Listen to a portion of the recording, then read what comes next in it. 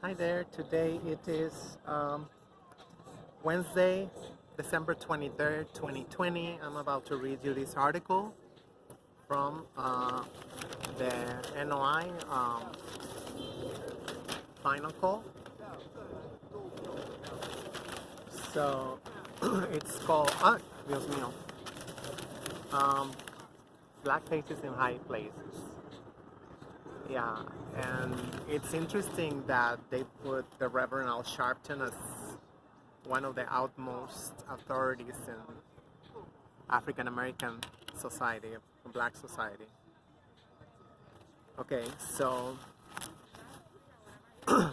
black faces in high places um, doesn't mean, I'm sorry, I'm like, progress for black people, urge critics. In recent days, President-elect Joe Biden has been following through on his promise to repay the debt owed to African American voters by naming blacks to his cabinet. Okay, so I assume they're talking about the reparations, right? And this is what I guess they're implying that they are, putting a lot of African Americans in in his cabinet, I guess, and I guess because of that, I mean, like, I don't remember that being like, was that it in the Tangibles 2020? I don't know. I'm a little bit confused about that. You know, I'm gonna try not to interrupt. I'm sorry.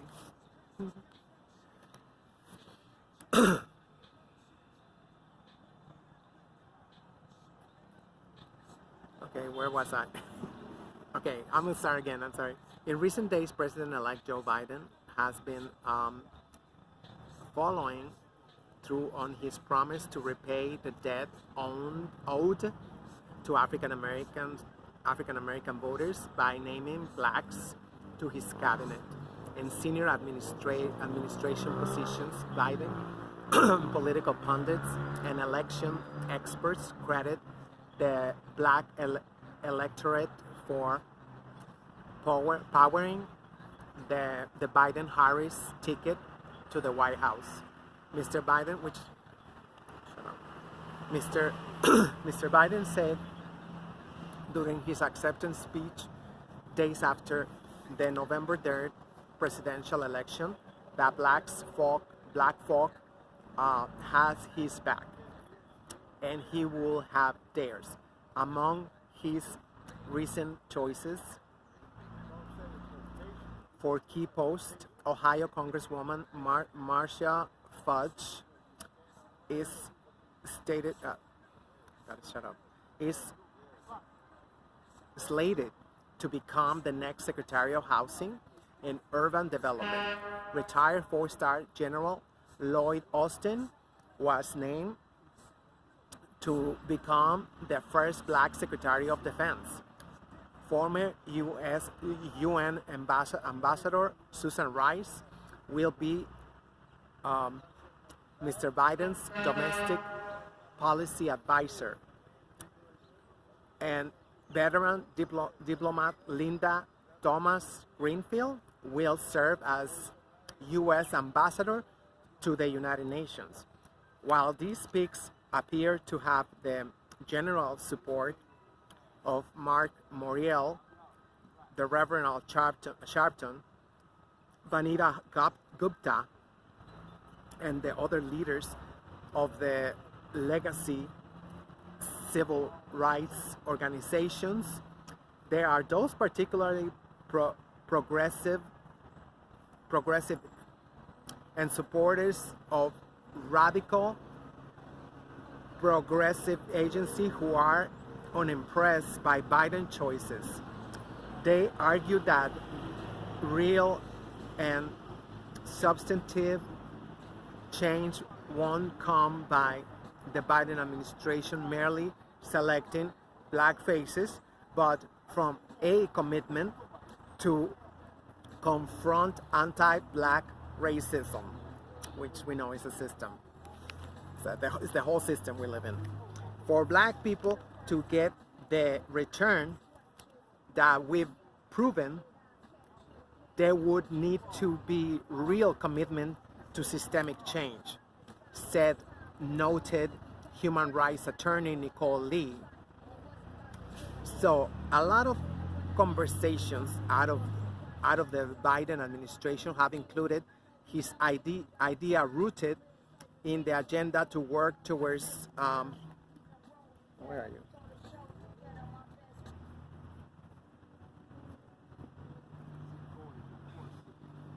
Sorry.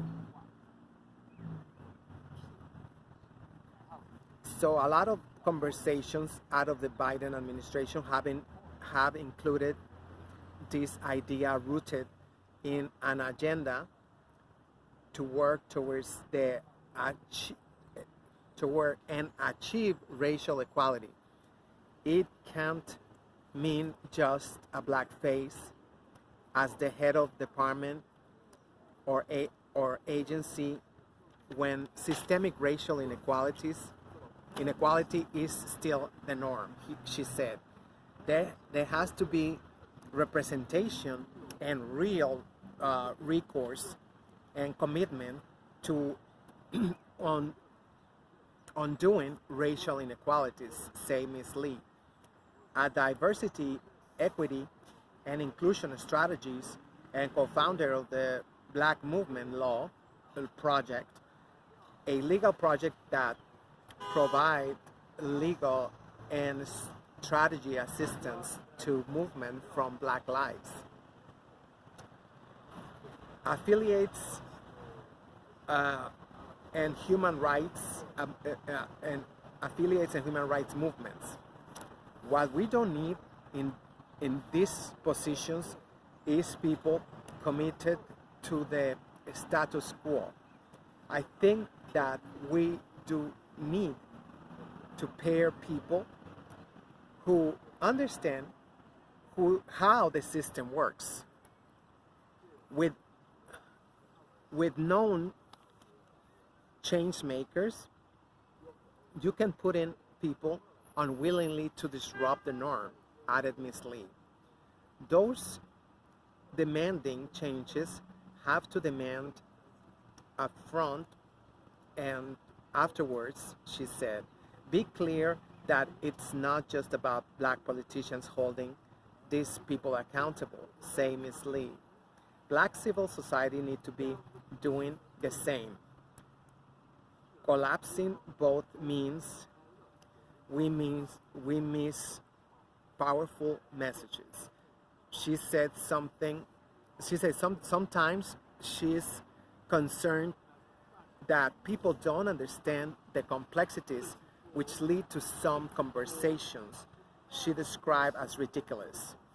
What are we really talking about? 1,200 does not even pay people's rent for a month, she explained, referring to a stimulus payment. We are locked in a battle with Senator Majority Leader Mitch McConnell over the small amount of money because he doesn't want corporations to be held accountable. She continued, referring to employees who are forced to work and unfortunately contract the coronavirus.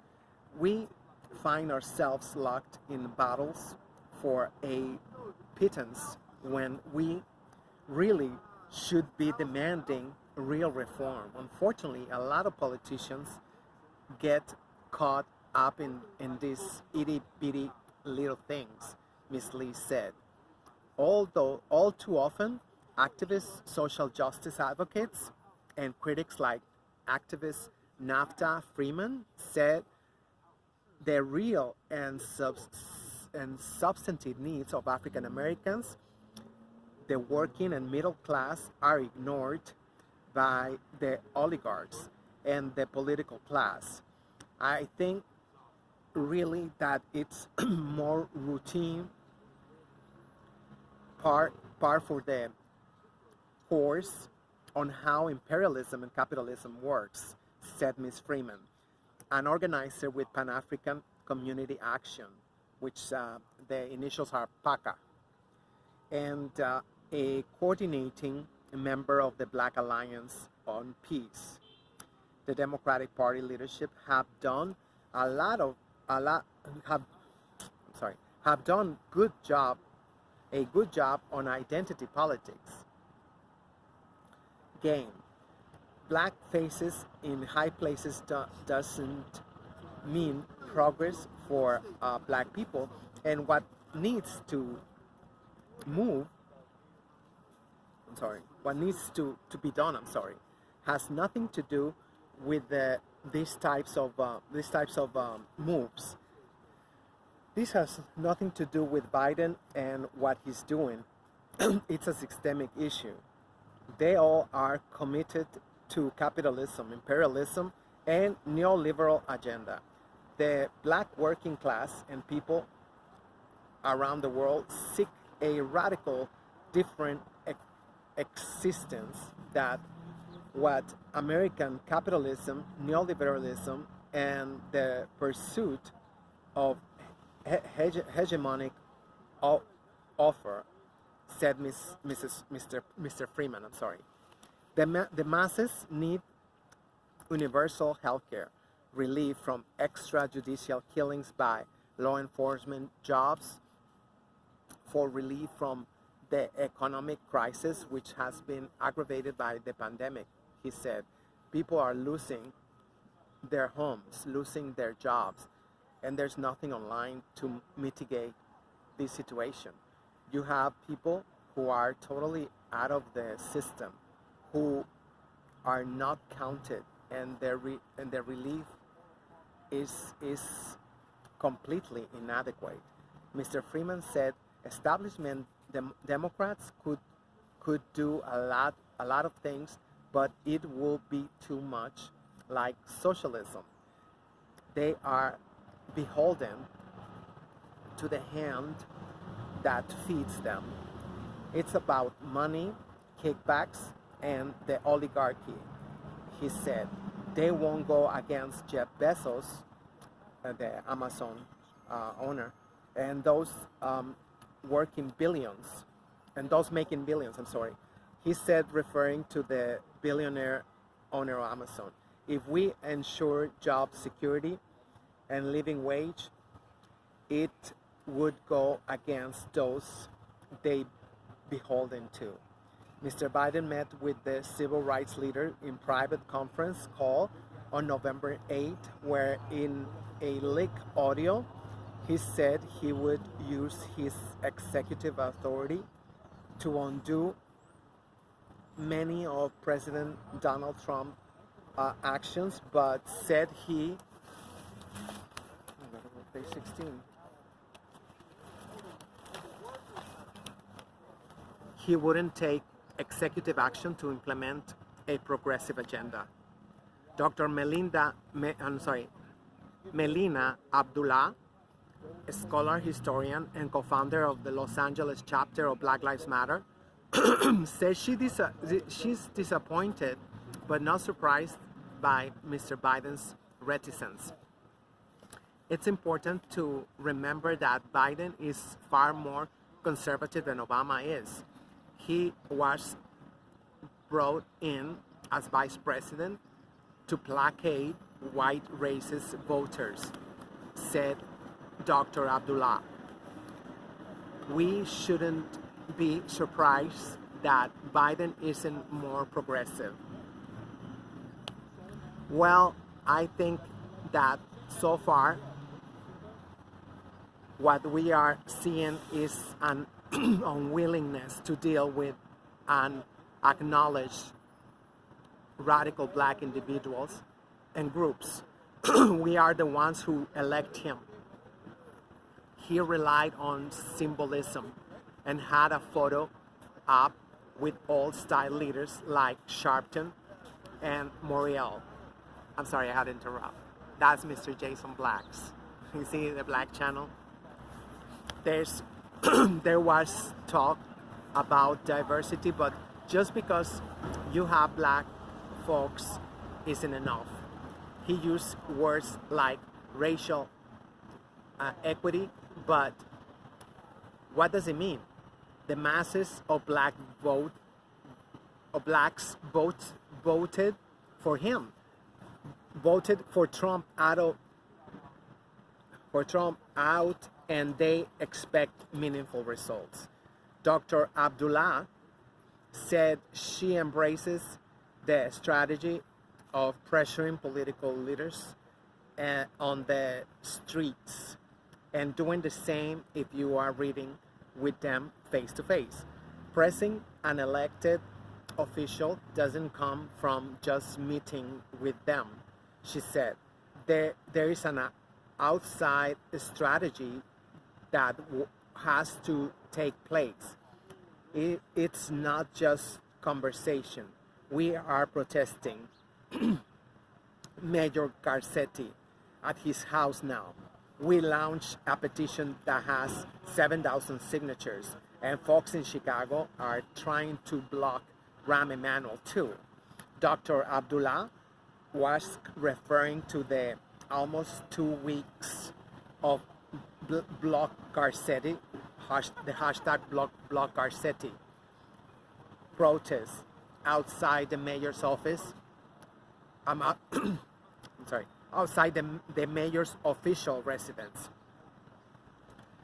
Demonstrators are trying to head off any possibility of Mr. Garcetti being given a role in Biden's cabinet because they say he has failed as a mayor, and they disapprove of his handling of a number of issues, including transportation, homelessness, and law enforcement. Progressive activist Ajamu Baraka is a harsh critic of the U.S. political system, its neoliberal agenda, and the oligarchs who control it all. He is, he is also unmoved by Biden's assertion that he will rely on his cabinet and other administrators for their bold new thinking. I see nothing progressive about his cabinet. Keep in mind that any administration that sits in the White House has an agenda. They are advancing the interests of the white ruling class, said Mr. Baraka, National Director of the Black Alliance for Peace. The only person who disrupted that somewhat was Donald Trump. He upset the global neoliberal agenda, and the entire ruling class rose up against him. Mr. Baraka said, used Twitter to keep in touch with his tens of millions of followers and try a triangulation giving the ruling class two things: an obscene military budget, which was 54% more than the previous Defense Department budget, with Democrats in Congress giving it 80 billion of the 1.2 trillion tax cut. He started moving against China. This is what he did to survive, explained Mr. Baraka, who was Jill Stein's vice presidential running mate for the Green Party in 2016. Biden represents the traditional neoliberal economy and political agenda.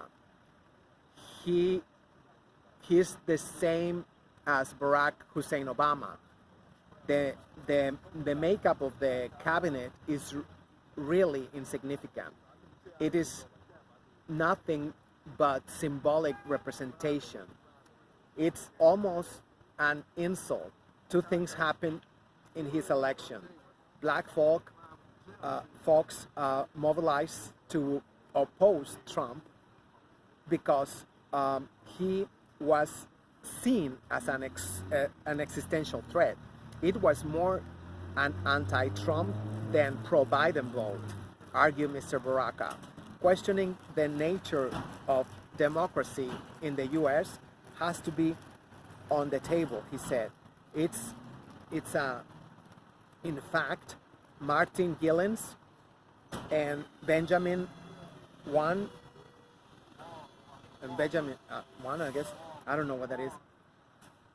Page who proved, and I guess Page, is that somebody?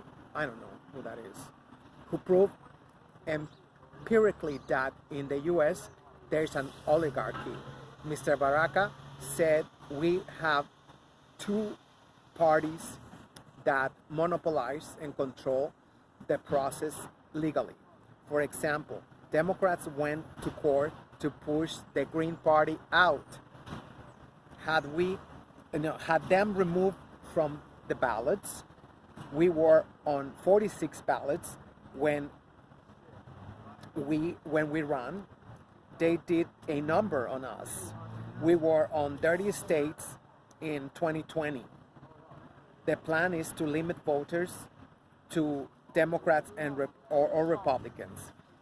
Miss Lee and Dr. Abdullah talked about the potency and power of the legions of young people who voted in this year's election, as well as the wide, I don't know this word, swathe of demonstrators and protesters who by the millions took to the streets this summer to demand racial justice and public accounting by law enforcement. Kids lost their minds when they choked that man out, Miss Lee said of George Floyd's murder in May. They had no mentorship or organizational skills, but they took to the streets. They say they don't give a fuck. Well, they censor it. It was more about what they thought and felt than anything else.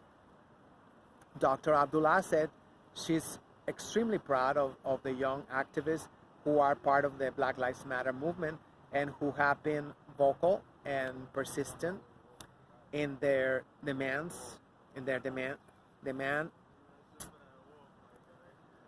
Oh my God. Oh, I get lost. In their demand that society, the political establishment, and law enforcement be held accountable. Yeah, that's a trick. They gotta be punished. Their allies in millions of people who were sickened by the murder of George Floyd on May 25th by a group of cops in Minneapolis, by the Minneapolis Police Department, have ignited a racial reckoning. They forced the rest of the country to acknowledge the deep-seated structural and institutional racism that is baked into America's DNA, to look honestly at the consequences for black and brown people, and has made people reluctantly grapple with the scores of state-sanctioned murders of primarily unarmed black women, men, and children, she explained. We are very fortunate that after George Floyd was murdered, people tried to think about how they could help.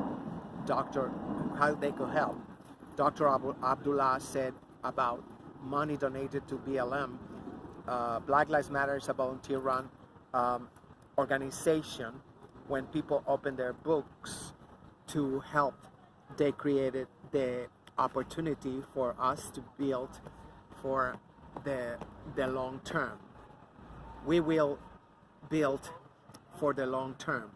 We want to be deliberate and intentional. We want to be responsible for people's money. I believe Black Lives Matter is my sacred duty. I do work for the liberation of people.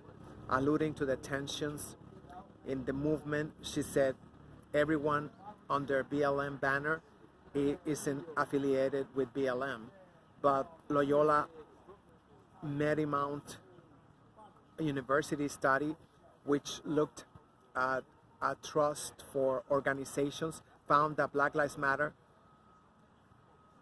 garnered 78% support.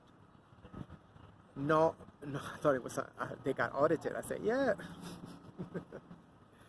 No elected official or organization, we're finished.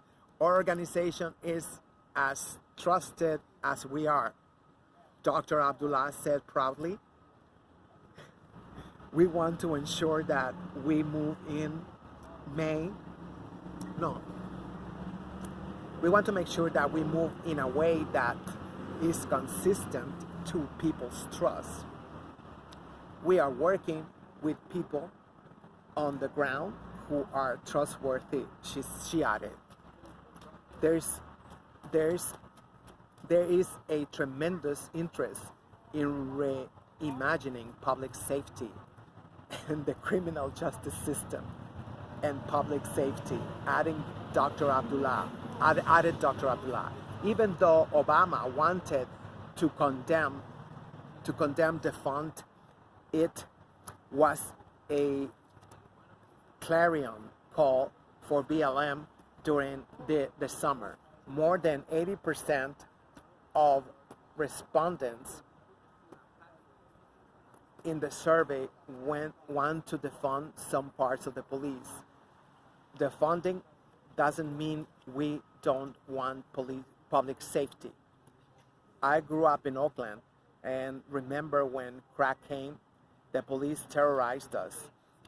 But it was the Fruit of Islam, the FOI, the men of the Nation of Islam under the leadership of Minister Farrakhan that gave us the relief and protection we needed. Reimagining public safety means building a strong Black communities. Don't tell me it's continued. No, that was it. That was it. We did it. Like, I just wanted you to read. I know some people they get bored reading like I used to. I'm just a slow reader. I'm a lousy reader. I'm sorry. I know that. But I got so triggered, like with a bunch of lies, spinning. It should be like the spinners. The spinners. Oh, let me show you the pictures to see who it is who. So, yeah, she didn't even spoke much. Where's Dr. Abdullah?